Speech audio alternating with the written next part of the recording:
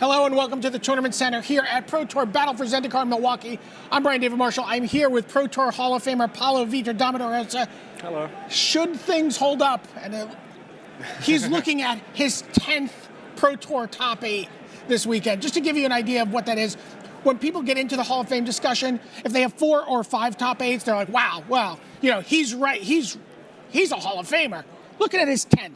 So the deck you chose to play for this is a deck that maybe, you know, when they think of the Hall of Fame, people are a little too good. They're a little too good for an aggro deck, but you actually compared your Atarka Red deck yesterday to Splinter Twin. I did, yeah. And what, did you get any, did people mock you for that at all? Or like, are you crazy? Or do people go, yeah, that makes sense? No, I think people who have played the deck think this makes sense, because it just does. It's how the decks play out very similarly. Part of it. You know, our deck is aggro and combo, and Splinter Twin is control and combo, but the combo parts that overlap, they're very similar in that regard. Okay, so let's take a look at the deck. So it's Atarka Red, let's put it up, and let's take a look at the creatures that you're starting out with, and we'll probably curve through the deck like you hope to when you look at your opening hand. Monastery Swiftspear, Zurgo Bellstriker, 2 Lightning Berserkers. Talk to me about this set of creatures. Well, those are just the most efficient creatures that you can have for 1 mana. Probably in the format, green has Warden of the First Tree, but that's, I think, the only one that can actually compete. And there's Kithian, but not a lot of home for him. And they're all very special because they can all gain haste. So you have a combo that can deal, 20 damage out of nowhere, but you need a creature for that. So if your opponent plays a bunch of Sorcery Speed removal, those guys can get the job done anyway. Sometimes it's turn 4, you dash Zurgo and you kill them. Or turn 5, you dash Zurgo and you combo and you kill them. So the fact that you can play them on turn 1 and start attacking while people are just busy playing tap lands, or you can play them later on to kill them with the combo, makes them very valuable. So yes, he did say you can just play your Zurgo Bellstriker and then kill them from 20. Yeah, you can. That is what he just said. So let's take a look at some more cards here and see how this combo keeps working. So again, some more just fodder for your deck. Abbot of Carol, Keep Dragon fodder, and Hordling Outburst. Yeah, just more efficient cards. Again, you really need a creature in play to be able to combo, and both Dragon Fodder and Hordling Outburst make it very hard to fight it with spot removal. So against other red decks, for example, they have Fury Impulse, Wild Slash, but then you play Hordling Outburst. What are they supposed to do? I've had so many people just casting on ultimate price in one of my tokens, just so they can take less damage. And Abbot is just a very solid card. Abbot plus Become Immense plus Timber Battle Rage is actually 20 damage. So that's sometimes you just turn 4, you kill them, even if you didn't deal any other damage. And the ability is quite good when you're digging into either more lands to play your combo or just more relevant spells. Right, this was a card both, I think, Sam Black and Yoel Larson at the last Pro Tour called the Red Snapcaster Mage. Yeah. I think it's even better in this deck. That deck usually would just play it on turn 2 and use it to do more damage. Here I find myself holding a lot of the time because the extra card is actually more important because I'm digging into things. So with their deck, an extra card and 3 damage are roughly the same because they're just going to draw a burn spell. With this deck, an extra card could be 12 damage. All right, let's keep moving through here and take a look at the combo. Okay, so talk to people, talk us through Titan Strength, Become Immense, Temur Battle Rage. I'm at 20, Paulo. How are you going to kill me? You've got no creatures on the board. Yeah, so the combo is Become Immense, Temur Battle Rage. You give it +6/+6, then Trample and Double Strike. So if I have, for example, Monastery Swiftspear in my hand, I can play Swiftspear, Become Immense, Battle Rage, and that's 18 damage. And I can do that with 4 mana, and no board.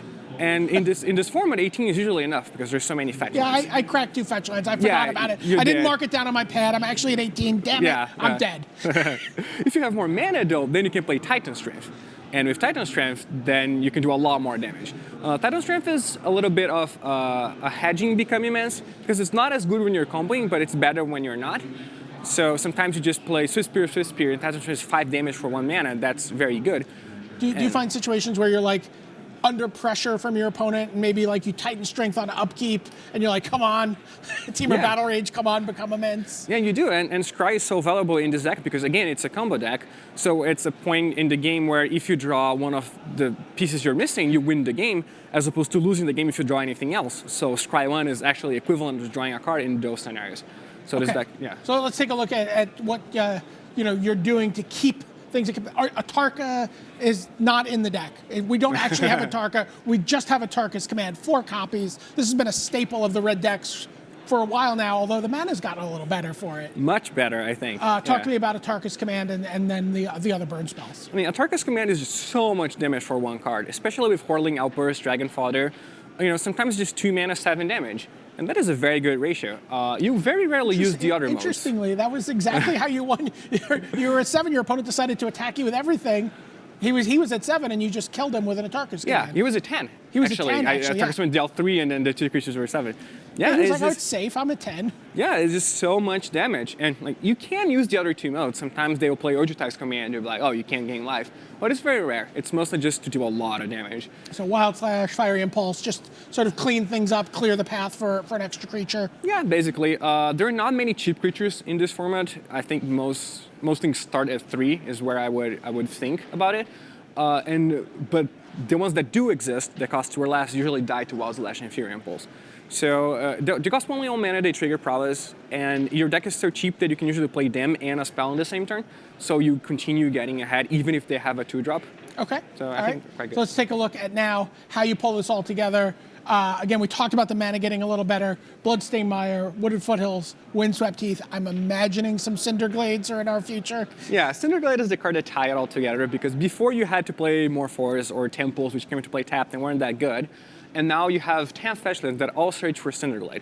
Right, they work really well with your Become Immense, right? They do, yeah. They fill your graveyard, and also they thin your deck a little bit. Doesn't matter that much, but it does help. Sure. If you're less likely over a to draw long tournament. lands. Yeah. Let's take a look at the next group of lands. There you see 2 Cinderglades, 8 mountains, 1 forest. Why only 2 Cinderglades?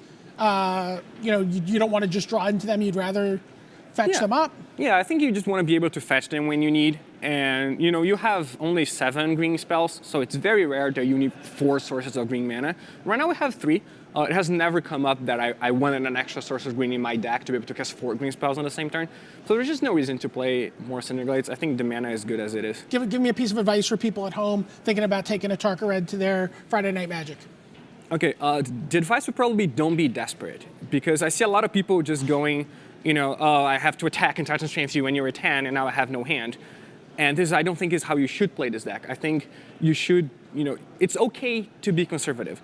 A lot of the time when you're playing mono red, you think, if I don't win early, I'm not going to win at all. And it's a mindset that translates. This has been going on for many, many years, but this red deck is different. Sometimes you have no board on turn 3, and they die on turn 4. So you do not need to be ahead. You do not need to, spend all your cards to have an advantage in play, because you can still win if the game goes long. All right, that's great advice. Thank you, Paulo. Yeah. I'm looking forward to. I might be the player who's playing this on Friday night at Friday Night Magic, and I'm asking him for some advice in a deck. For Paulo Vitor Damo Da Rosa, this is Brian David Marshall from the Tournament Center.